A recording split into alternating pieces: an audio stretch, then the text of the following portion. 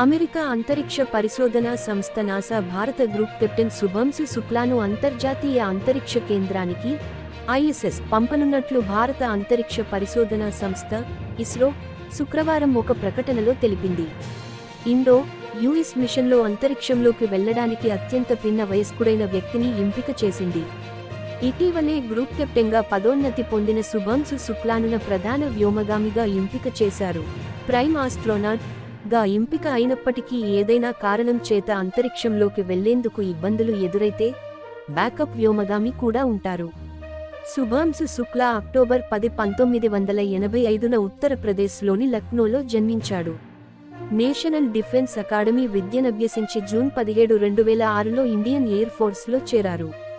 Fighter combat లీడర్గా ఇతడికి 2000 flight hours అనుభవం కలిగి ఉన్నారు. Sukhoi -30 MKI, మిగ్-21, మిగ్-29, jaguar, hack, Dornier మరియు AN-32 వంటి అనేక రకాల విమానాలను నడిపారు.